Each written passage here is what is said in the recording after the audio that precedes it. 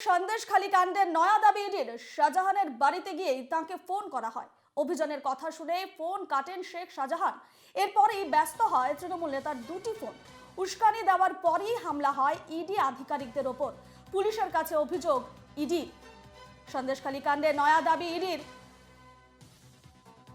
এই সম্পর্কে আরো বিস্তারিত জানবো। আমাদের সঙ্গে রয়েছেন আমাদের প্রতিনিধি বিধান নস্কর। বিধান, নয়া দাবি ইডির সন্দেশখালী কাণ্ডে শাহজাহানের বাড়িতে গিয়ে তাকে ফোন করা হয় এবং তার উস্কানিতেই নাকি তার অনুগামীরা ইডির আধিকারিকদের উপর চড়া হয়।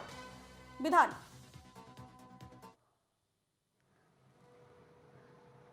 একেবারে রূপা, তোমাকে জানিয়ে রাখি যে বিভিন্ন মহল থেকে যখন প্রশ্ন উঠছে যে ইডির আধিকারিকরা কেন জানালো না, আগের থেকে না জানিয়ে কিভাবে গেল তারা, সেই কারণেই এই ধরনের ঘটনা ঘটেছে। যখন এই ধরনের প্রশ্ন উঠছে, ইডির আধিকারিকদের উপর অভিযোগ উঠছে, সেই সময় কিন্তু ইডির তরফ থেকে দাবি করা হচ্ছে, বিস্ফোরক দাবি, যে তারা শাহজাহানের সঙ্গে আগে থেকে যোগাযোগ করেছিল এবং তার বাড়িতে তল্লাশি অভিযান গিয়ে তাকে ফোন করা হয়, ফোনে যোগাযোগ করা হয়, তাকে জানানো হয় যে তার বাড়িতে তল্লাশি চালানোর জন্য এসেছে ইডি আধিকারিকরা। সেই কথা শোনার পরই একেবারে শেখ শাহজাহান ফোন কেটে দেয়। পরবর্তী সময় তার দ্বিতীয় নাম্বারে ফোন করা হলে সেই নাম্বার থেকে ব্যস্ত আসে এবং পরবর্তী সময় দুটি নাম্বারই কিন্তু কন্টিনিউয়াসলি ব্যস্ত আসে এবং তারপরেই কিন্তু ইডির উপর হামলা চালানো হয়। এবং ইডির তরফ থেকে যেটা বারবার করে দাবি করা হচ্ছে যে শেখ শাহজাহান তার অনুগামীদেরকে ফোন করে উস্কানি দিয়েছিল, সেই কারণেই কিন্তু তার উপর হামলা চালানো হয়েছে, তার বাড়িতে যাতে কোনোভাবে না প্রবেশ করতে পারে, সেই কারণেই সেই ইন্ধন কিন্তু দিয়েছিল তার অনুগামীদেরকে। তারপরেই কিন্তু তার উপর হামলা চালায়।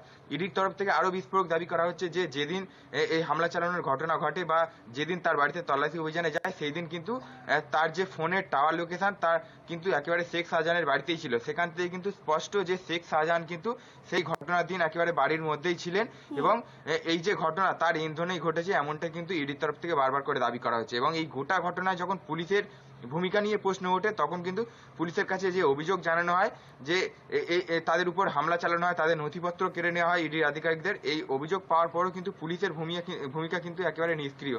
তার কারণ এখনো পর্যন্ত কিন্তু কাউকে অ্যারেস্ট করতে পারেনি ইডি। উপরন্তু একেবারে ইডির আধিকারিকদেরকে হ্যারাসমেন্ট করার জন্য বা তাদেরকে বয়ান রেকর্ড করার জন্য বারবার কিন্তু তৎপরতা সিজিও কমপ্লেক্সে দেখাচ্ছে পুলিশের যারা উচ্চপদস্থ আধিকারিক রয়েছে। এবং এই যে গোটা ঘটনা একেবারে পুলিশের ভূমিকা নিয়ে যেমন প্রশ্ন উঠছে, পাশাপাশি যে অভিযোগ ইডি আধিকারিকদের উপর আসছিল যে তারা শেখ শাহজাহানকে আগে থেকে নোটিশ করেনি বা আগে থেকে না জানিয়ে তারা তার বাড়িতে তল্লাশি অভিযানে গিয়ে কিন্তু এই ধরনের ঘটনা ঘটেছে, যে হামলা চালানোর ঘটনা। সেইখান থেকে কিন্তু ইডির তরফ থেকে যেটা জানানো হয়েছে স্পষ্ট করে যে একেবারে শেখ শাহজাহানকে কিন্তু আগে থেকেই ইনফর্ম করা হয়েছিল বা তার সঙ্গে যোগাযোগ করা হয়েছিল। জানানোর পরও, গোটা ঘটনা জানানোর পরও কিন্তু একেবারে শেখ শাহজাহান সহযোগিতা করেনি বলে এমনটা কিন্তু অভিযোগ। একেবারে বিধান, তুমি খবরে নজর রাখো। আমাদের সঙ্গে রয়েছেন আমাদের প্রতিনিধি বিধান নস্কর। যেমনটা আমরা জানাচ্ছিলাম যে ইডির নয়া দাবি, সন্দেশখালী কাণ্ডে শাহজাহানের বাড়িতে গিয়েই তাকে ফোন করা হয়। অভিযানের কথা শুনে ফোন কাটেন শেখ শাহজাহান। এরপরই ব্যস্ত হয় তৃণমূল নেতার দুটি ফোন। উস্কানি দেওয়ার পরই হামলা হয় ইডি আধিকারিকদের উপর, এমনটাই দাবি, এমনটাই অভিযোগ ইডির।